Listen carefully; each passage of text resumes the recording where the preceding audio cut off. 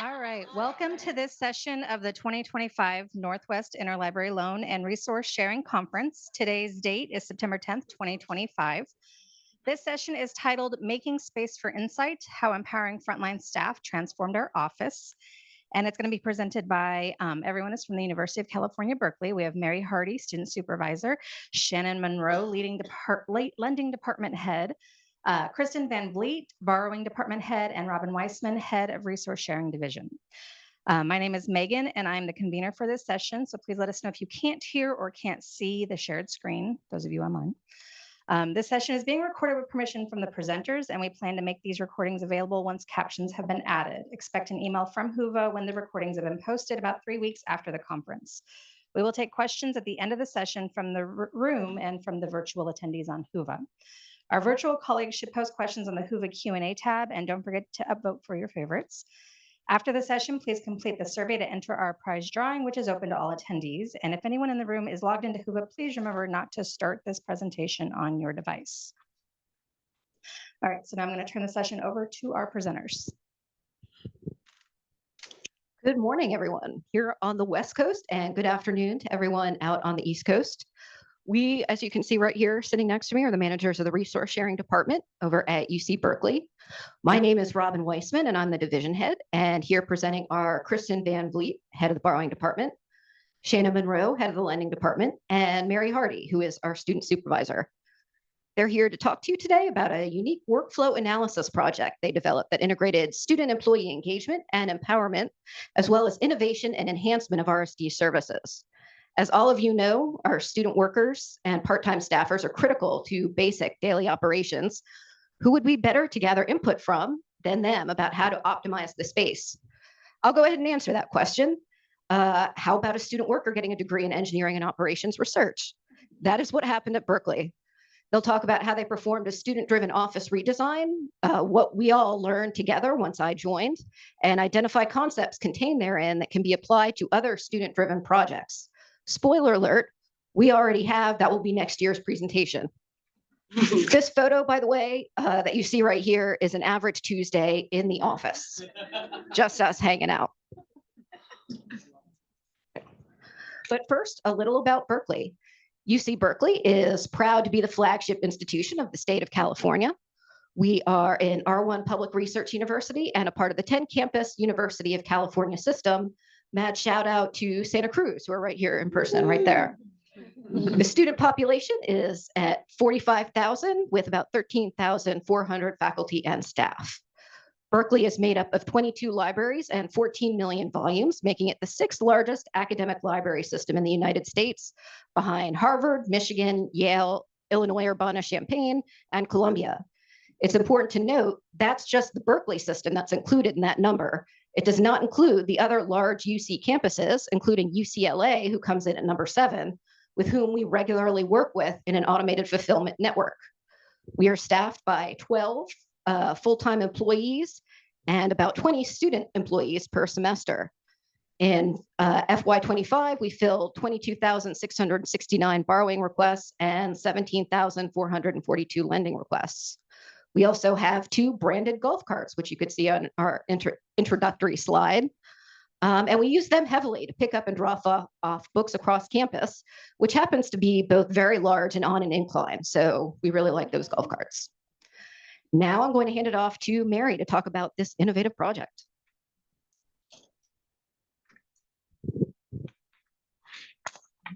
Hi, everyone. Thank you so much. Please bear with me as I get the nerves out over these first few slides. Public speaking is not my forte.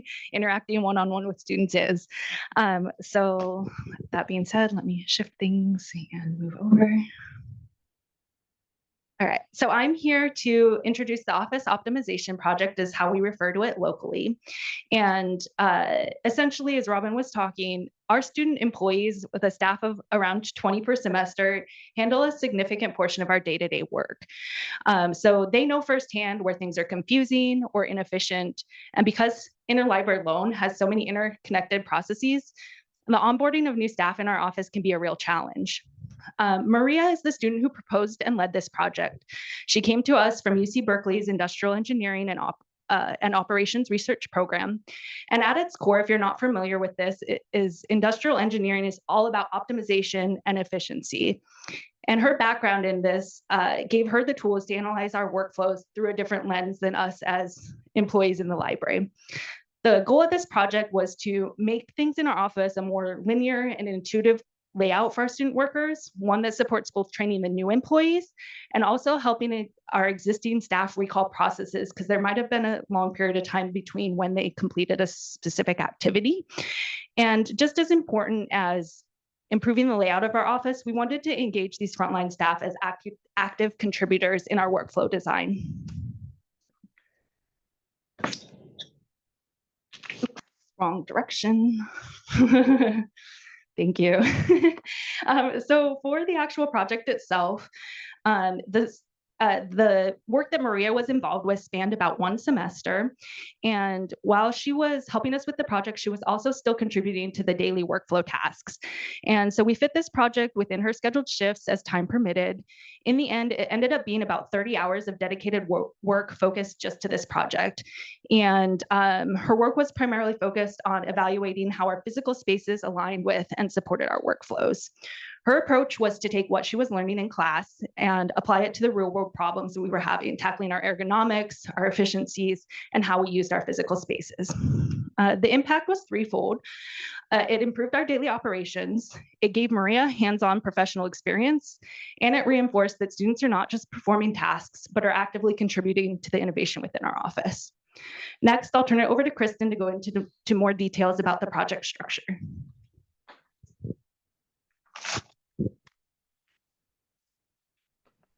Thanks, Mary. So I'm going to go over the kind of timeline of the project. Although the project itself didn't formally begin until the spring of 2023, the conditions for it were years in the making. So at the start of the COVID-19 pandemic, all of our student staff were released and our career staff worked remotely for well over a year.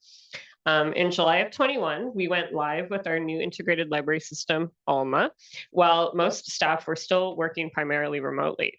On-site ILL services resumed the following month, and with it came the challenge of rebuilding our team with 24 new student employees and learning a brand new system, alongside staff who were also still trying to figure it out themselves. Maria joined our team in the spring of 22, and our office culture emphasizes asking for and valuing student employee feedback. So by fall, her second semester with us, she felt comfortable approaching Mary to propose this project. It did take a few months to gain the necessary approvals, and then Maria's work began in the spring of 23 for the project. We fit that in within her regular work schedule, setting aside 30 to 60-minute chunks per shift as the time permitted. And then as our peak workloads decreased later in the semester, she could do larger chunks of time on the project. She presented her final deliverables in May of 23 and took time away for an internship, and then was able to return in spring of 24 for her final semester at Cal, which gave her the rare opportunity to see the impact of her recommendations firsthand.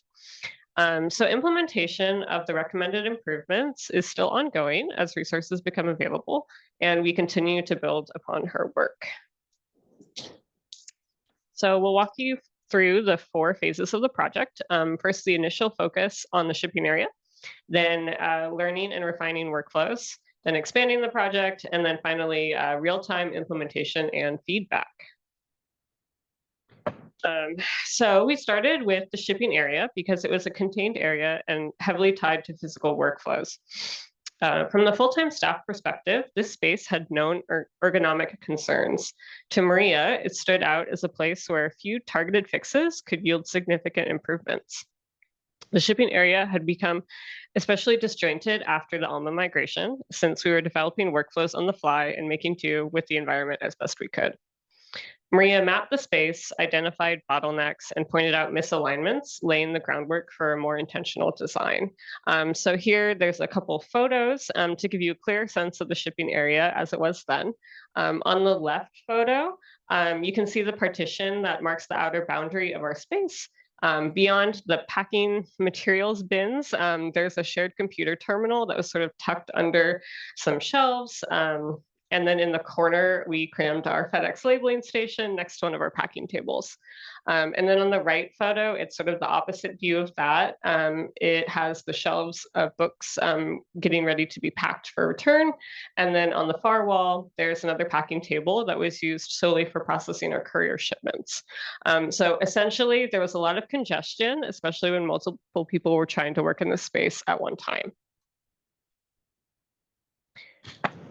So once the project had momentum, Maria needed to deepen her knowledge of ILO work. She spent time learning tasks she hadn't yet performed, shadowing and training so she could understand the whole picture. So in a way, she became her own subject matter expert through this process. She broke her work into 3 straightforward categories to clarify task progression: incoming, in process, and outgoing. The simple framework set the stage for the process mapping that you'll see on the next slide. And throughout this phase, Maria and Mary met regularly to check feasibility, talking through equipment limitations, space constraints, and other practical details. So I know this slide looks a little insane. It's okay. To give you an idea of what breaking down the processes look like, this is the diagram that Maria did of her interpretation of how our workflows all fit together. So each of the different shaped boxes represents a process, a decision, an outcome, with color coding for incoming and outgoing steps. So yeah, I know you can't read it. It's okay. The details here aren't really important. It's the takeaway that our workflows are deeply interconnected. And that interconnectedness makes them tricky to explain to new staff and even difficult for experienced employees to recall if they haven't done a specific task in a while. So this diagram from Maria helped us see how she interpreted our processes, and it's giving us insight into how our work is experienced from the student library or student library employee perspective. Okay, so here we have initial and proposed layout changes specifically for the shipping area. And we just wanted to highlight 3 things we did to sort of show movement and benefits. So the teal line, it represents where we relocated a computer that had been on the far left of the shipping area to the opposite wall next to the courier shelving. Since this computer is used in scanning in items for courier shipments and printing bin labels, all of which takes place on the right side of the shipping area. So previously, staff had to push book trucks back and forth through an already congested space. So by moving the computer, we eliminated that back and forth traffic, and we created a direct workflow into shelving with minimal extra and unnecessary movement. The navy line represents moving a computer. Because the computer needed a desk, we relocated the table so that the 2 packing tables were side by side, effectively doubling the work area for the FedEx processing. So with the old setup, only 1 or 2 people could work comfortably at once. But now with the tables together and duplicating the shipping supplies, 2 to 4 staff can easily pack side by side. So this has been especially impactful during peak shipping days when we're boxing and labeling over 100 packages. So the orange line is where we reoriented the FedEx labeling station. So before, staff had to twist awkwardly to lift packages, turn to the computer to create labels, and then turn again to place them on a book truck for pickup.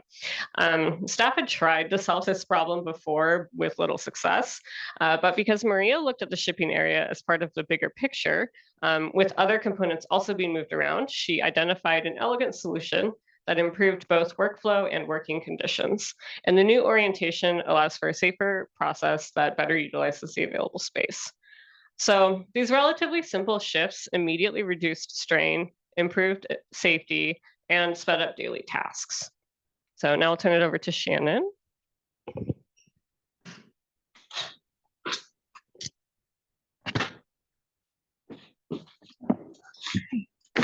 Forgive me, I can't do 2 things at once. So Mary's going to click. I'm going to. All right, thank you, Kristen. While we worked on the shipping area, we were waiting on confirmation of a time frame for an ILL software migration to Tapasa. By March 2023, 1 month into the project, we learned that migration wouldn't happen that summer, which gave us the green light to expand the project. Maria then applied the same data-driven approach to other parts of the office, sketching layouts and analyzing workflows beyond shipping. The next few slides show Maria's mapping of our office as it was at the start of the project, and then her proposed layout. This layout on slide 13 shows the office at the beginning of the project. We know the images on this slide and the others upcoming are hard to read, as Kristen mentioned, but they do demonstrate how Maria approached the project, identifying specific, tangible points of confusion and reorganizing them into logical, cohesive zones. There's a hallway that runs down the middle of the office, with the gray areas on this map showing staff spaces that were not part of the project. The rest of the space where student employees interact with materials every day.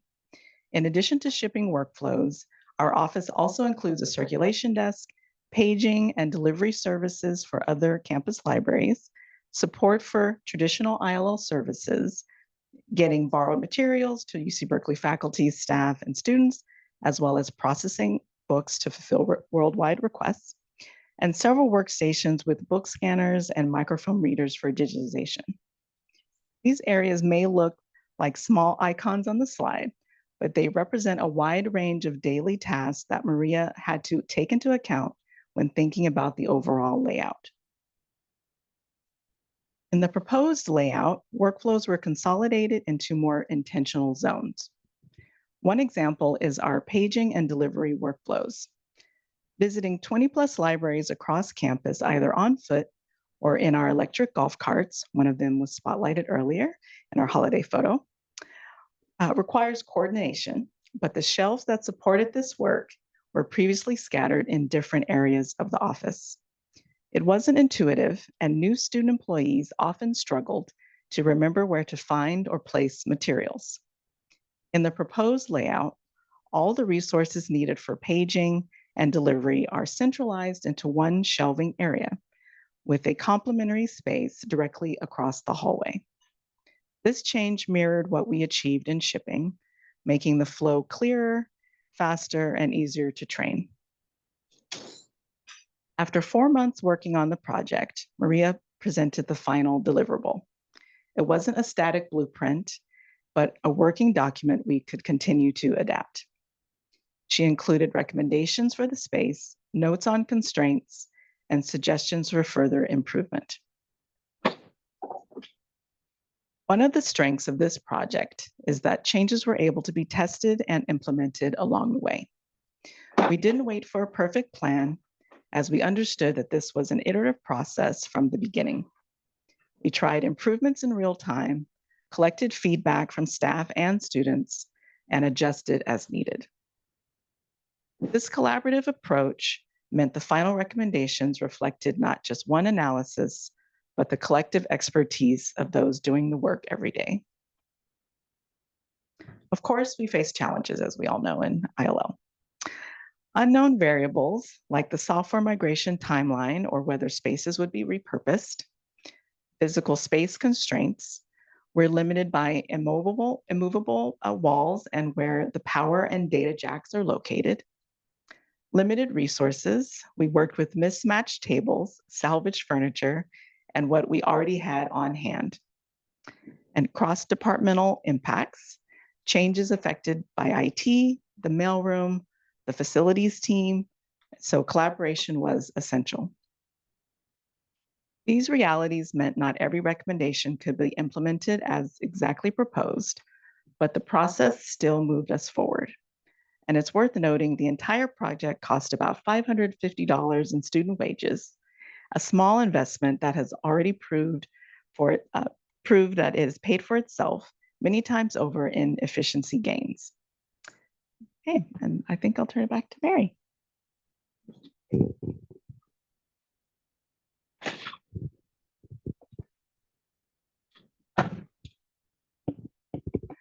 All right, I'm back to tell you a little bit about some more of the project takeaways that came from this.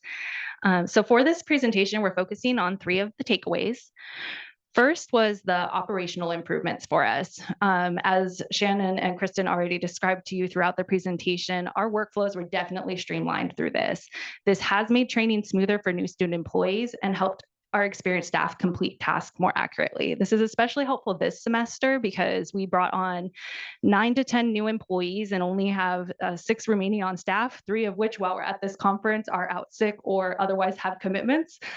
So this couldn't have been done at a better time, and it is allowing us to, with limited peer-to-peer training options and limited staffing on hand, it's going so much smoother than it did once we came back from COVID. So that's just super reassuring and nice to see when that happens.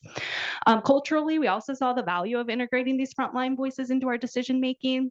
So giving these student employees the meaningful opportunity to assess and improve their workflows led to their deeper engagement and stronger representation of or development of their professional skills. And these staff-driven improvements, they do build buy-in and they create more sustainable workflows. And this just reinforces that frontline employees are not just performing the routine tasks, but they are actually active contributors. And then personally, Maria couldn't be with us today, and I'll tell you that story right now. Essentially, this project launched her into her career. So she came to us with no library experience, referred to us by a friend who worked in the office and said, hey, I know somebody who's interested in library work. I think she'd be great. We interviewed her, we agreed. And she came in and was learning about this process mapping in her classes. And this was the first time she had an opportunity to actually implement it anywhere. We mentioned earlier, she left for a short period of time to go on an internship. At that internship, she worked at a large international baggage terminal at a major international airport, analyzing their baggage claim workflows. And she ended up actually, after graduation, getting a full-time career in logistics and operations with that same airline. And this story of Maria's development and growth into her career just shows how meaningful these projects can be. At the time, we had no idea that was going to happen. And libraries do more than just provide library services to patrons. They can build confidence for their employees, open doors, and directly shape career paths. And then switching a little bit outside of the project itself, we want to talk to you a little bit more about why frontline employee involvement matters, and a little bit about just project management in general. So as supervisors, we may not always see the small efficiencies that exist, but our staff living the daily workflows do. And especially when our resources are tight, listening to these voices helps us keep the workflows realistic, manageable, and resilient over time. Our call to action here is simple. For all the front employees in the room, which is all of us, I would say, even the managers and supervisors, do what you can to identify problems, propose solutions, and help foster culture where involvement and participation in improvement really is everyone's responsibility. As far as project management goes, you don't have to be a project management expert to get started. It's definitely true for me. This was sort of the largest project undertaking I had done until this point. And essentially, you just need to take the first step. That was how it went for us. She approached me and I was like, oh my gosh, is this something I can do? And we just started and it went from there. Anytime it sort of got a little bit overwhelming or complicated, Maria would sort of ground me and remind me that she had the skills to help us with this. She knew what she was doing. And there's an engineering principle that you might be familiar with, that's keep it simple. So anytime we needed to sort of ground ourselves, we went back to that sort of phrase, just keep it simple. Our work is complex, it's interconnected, but it doesn't have to be hard. So how we got started is we worked together to draft a proposal. I think this is a great place to start. So define your goals and the benefits of the project. This will help you pitch it to your management, your supervisors, whoever has ultimate say in undertaking something like this. Talk about what resources are going to be needed. This could be money, this could be staff time, this could be knowledge. It's going to depend on whichever project you're trying to tackle. And then identify the stakeholders that are involved. This will be important in terms of sort of predicting and understanding the impact of the work. Once you've been approved to take on the project, start to focus at that point on what the actual task list is going to be, what the timelines for things are, and check in regularly to make sure things keep moving forward. On this slide, we've also listed some common pitfalls that come with project management, like unclear goals, inadequate resources, unrealistic deadlines, or even poor communication. For people who have limited experience in project management, I think seeing some of these things presented helps give you an idea of challenges that you might be up against that you can help anticipate and avoid them. Okay. And then as far as tapping into hidden insights, I don't imagine, while you might be interested in actually renovating your physical spaces or moving stuff around, the projects that you're going to be taking on are going to be the ones that are important to you and your team.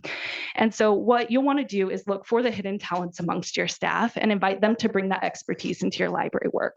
So we have a few different examples of how this might look. For people with tech and data skills, they can always help support with web design, coding, spreadsheets. People with creative skills might be interested in helping you with marketing, outreach, design. And then people with backgrounds in architecture or systems thinking are the ones that you might want to tap into if you're looking to improve space planning. For us, while Maria's participation in this project that we shared with you today lasted about a semester, we've also had students take on both smaller, quicker projects as well as longer term ones. So for example, a short-term project was after our migration to Alma, we had a new stats collection process that we needed to implement. Essentially, while we waited to sort out how our automated fulfillment network worked with each other, we found ourselves needing to take stats manually. And one of our student employees, who is really strong in math, volunteered to create this spreadsheet for us. Took him less than an hour. Could we have done it? Sure. But allowing him to have that experience with guidance and support into what we needed allowed him to learn from the experience as well. And we were able to use that spreadsheet for the duration of the project. Time savings, professional growth for the student employee, easy to do. On the other end of the spectrum, just this last summer, we actually wrapped up a 2-year project with another student, and she was a data sciences master's candidate, actually, who just graduated in the spring. And in her job interview with us, she disclosed that she had an interest in archival work and was like, "Do you do any of that in your office?" I was like, well, this is what we do. And she's still interested in taking on the job. And so, well, let me look for some opportunities that might like help you grow while you help us. And essentially, she was looking for a place to get some real world experience with her coding activities that she was learning in class. And so we had just happened to have the need, or we found the need, or we made it work. But we were doing a digitization project of some print permissions records related to our theses and dissertations. And we had from 50s, 60s, 70s, a whole bunch of just like file cabinets and drawers of printed paper. They had been scanned leading up to her employment, and we utilized her skills to help us create a searchable database that allowed us to retrieve information on the permissions without having to go back and retrieve the physical paper. So that also had long-lasting impact. So in summary, essentially here, hopefully this has given you some examples of how tapping into individual strengths not only helps the library, but also gives staff valuable expertise that they can carry into their careers. One more slide for me. So as we start to wrap up, I did just want to share with you a few resources that you can explore further. These are some of the things that have helped me get the knowledge I have to get where I'm at. The first one is related to the National Association of Colleges and Employers. They created a framework that helps highlight these transferable skills like leadership and teamwork. For Maria, I had asked her at our project wrap up what she felt like she learned the most from the project. And she said that she thought that professionalism, communication, and critical thinking were the top 3 that she took out of the project, which was just really nice to hear. If you're working with student employees and aren't familiar with these competencies, I'd say they're worth looking into. The link to their website is on the slide. We've also linked to recordings from Student Employment and Academic Libraries Virtual Symposium. This is a virtual symposium. They've done it 2 years, I think it was back in 2022 and 2024, that showcases purposeful approaches to student employment and provides a space for colleagues to share ideas. The link here on this slide takes you to some freely available recordings, and their website offers a listserv that you can join.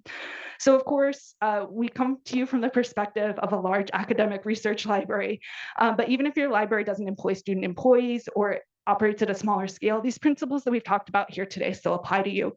When frontline staff are involved in the decision-making, they build the skills that will last beyond the library. All right, and now I'll turn it back over to Robyn.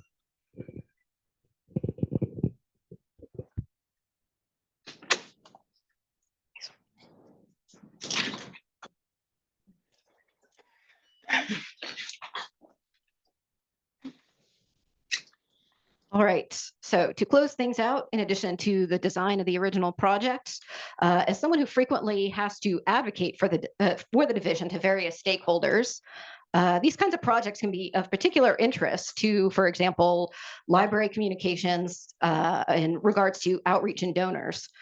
Per our Director of Development, stories like this that can clearly demonstrate direct student impact are highly marketable and lead to very tangible outcomes.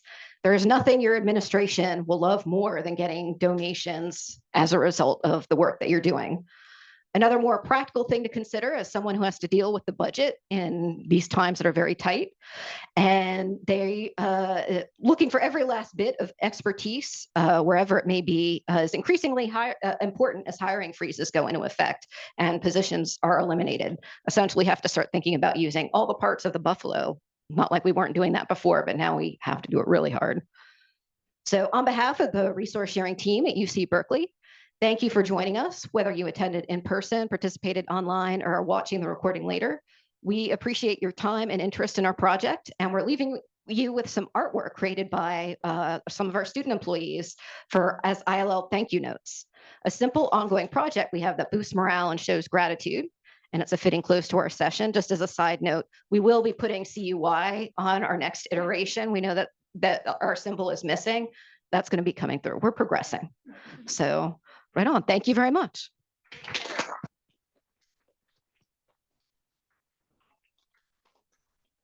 All right, I'm going to be asking questions that came in from Hoover out loud, but do we have any questions from our in-person audience? And we have a microphone. Questions from the in-person? I will start with, oh, there we go. For the space maps that you used for your slide,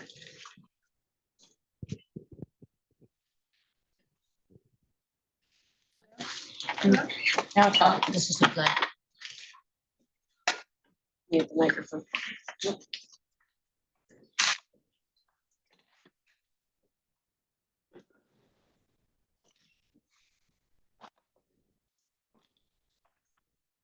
thank you. For the space maps that you used for your slide, they were like CAD or some program. They were really lovely to look at, and I wondered how you made them. Full credit there goes to Maria. These were softwares that were, I believe, licensed by UC Berkeley that she was using in her program. I asked her if she had any recommendations of things to use. She said, oh, there's a whole bunch out there. I'm not really sure. This is just what I use. So unfortunately, I don't have like an actual answer for that. If you're curious and you want to reach out to me, feel free to email and I can see if Maria is able to provide any additional details about it, but I don't have the answer on hand. All right, so we have an online question. Oh no, my computer is awful, guys. Hold on, I'm trying to get a new one.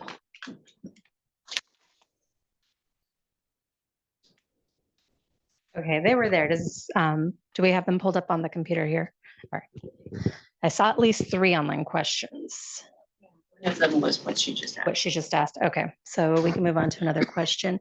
Were there any changes that required you to retrain on certain tasks due to workflow change, or were they small enough not to require retraining?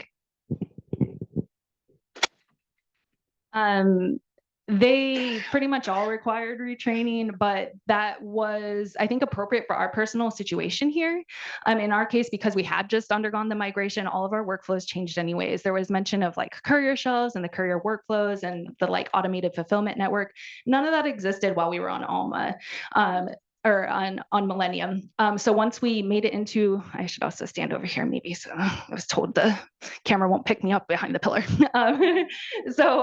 Essentially, we were learning as we went for this particular project. So we were constantly coaching and supporting and help each other. And a lot of it is this word of mouth, peer-to-peer training of like constantly doing stuff. So it gave us an opportunity to write the documentation for their workflows as it went. But essentially everybody was practically new to begin with.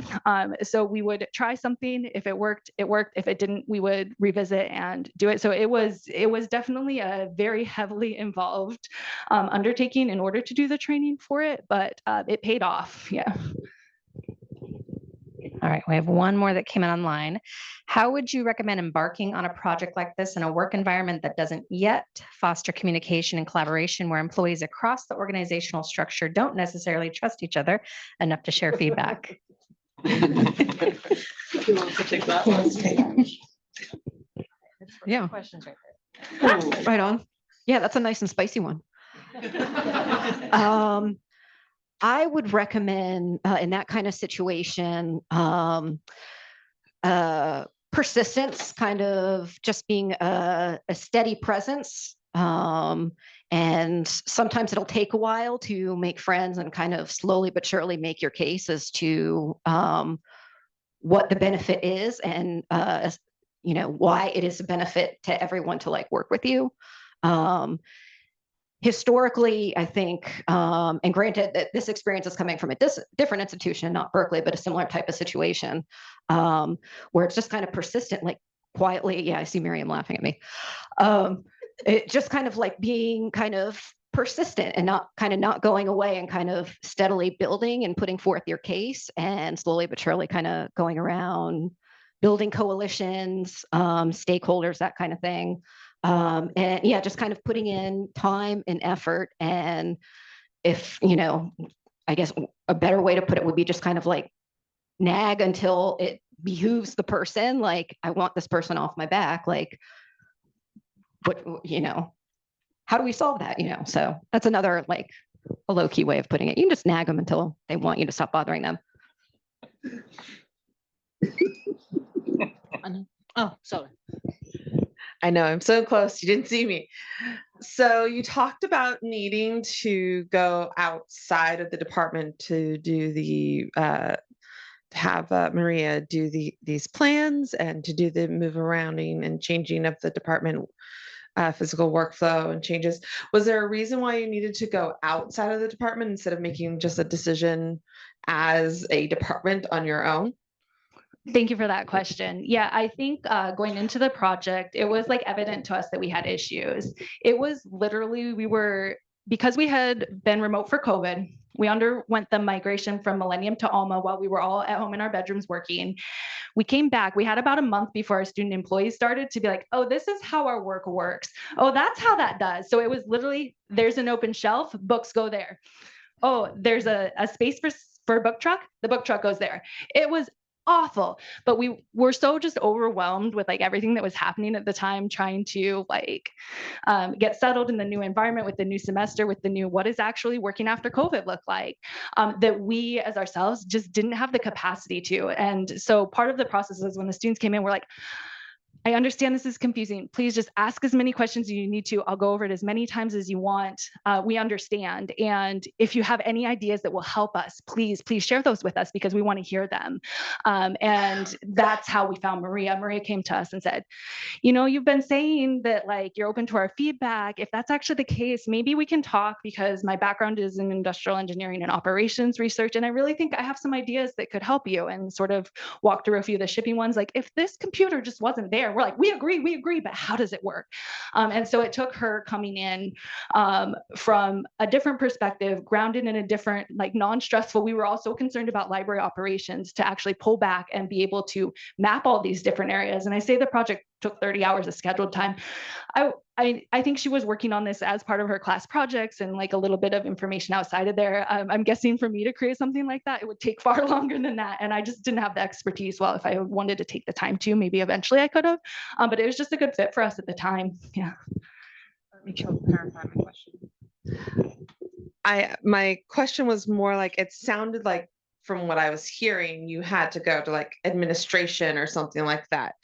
And I couldn't tell, like, I see. Yeah, I can clarify on that. Thank you. So essentially, at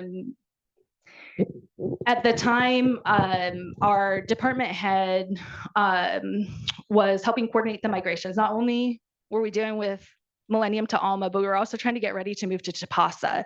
And so the fact that we didn't want to spend all this energy revamping revamping the office and then put ourselves into another new environment that didn't work well, we had to coordinate with our then department head and our associate university librarian to be like, hey, what is the timeline for these projects? Is this actually a good time to take this on? Are you ready to give us the green light? Can we go? So it was that part of it. It wasn't so much that we had pushback related to the project itself. It was just about, is this the right time to take this on, or should we postpone it a little bit? Yeah, thank you, Miriam.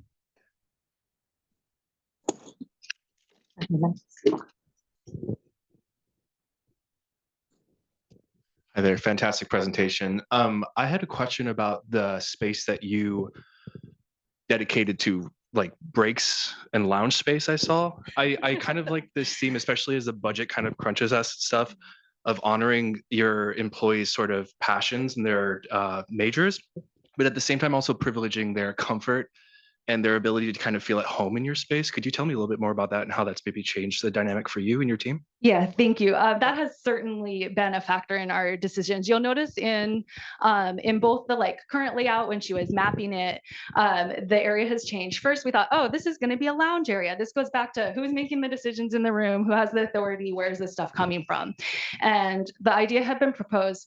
We're going to create a nice break area where people can actually disconnect. So within our office, we are busy enough. Our student employees don't get to do homework at work. They don't get to do other stuff. Like you come to work, you're busy the whole time.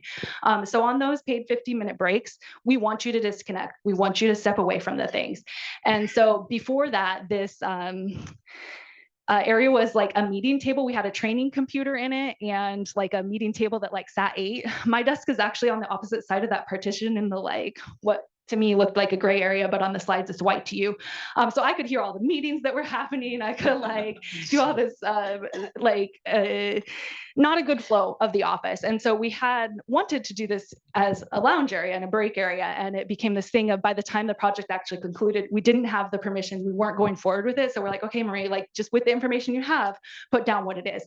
I will tell you since then, it is now a gorgeous relaxation corner. It has a couch and a chair and some books and a light and little twinkle lights. And it is amazing. And it is an important part of the culture in our office. Thank you for asking. We have time for more questions. One over here. Thank you. Get your steps in.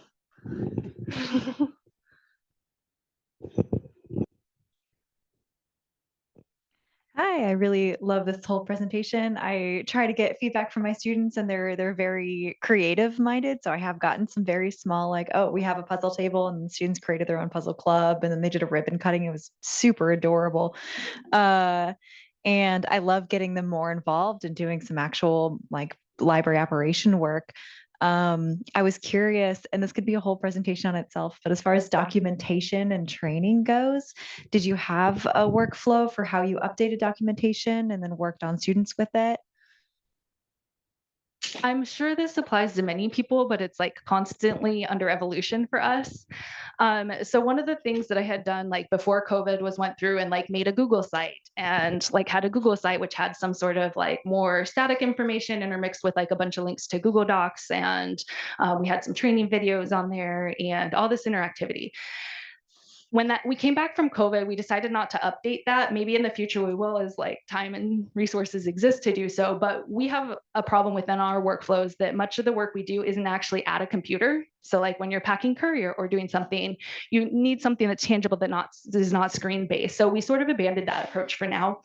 One of the things that I've been utilizing a lot recently is asking the students for their input in this area. So we have these old documentations, they're outdated. Can you help me update them? And so that's been going really well lately. I have the students take a first approach at it, and then I sit down with them and work through it and make any corrections and inaccuracies.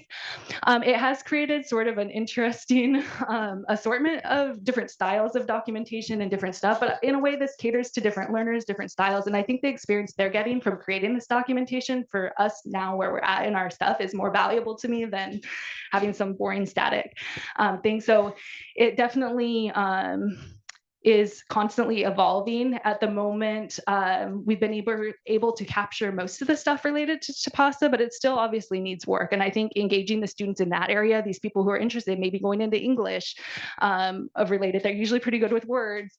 People interested in teaching are the ones that are like, hey, do you have any interest in helping me? And I've never been told no. So it's just about working with them and helping them get it to a place where they're peers and colleagues. And it also puts them in a place where they're better to do peer-to-peer training with it. So right now it's very hodgepodgey, a little mix of this, a little mix of that, but that's where we're at. So yeah, thank you. All right, well, thank you everyone for attending this session. Please complete the post-session survey in Whova, which you can access from this QR code or the link in the session chat. The link is also in the session description, and the NWILL Planning Committee and our presenters appreciate your feedback on this. If you want to continue the conversation, you can use the chat within the session or the Whova community section. Thank you, guys.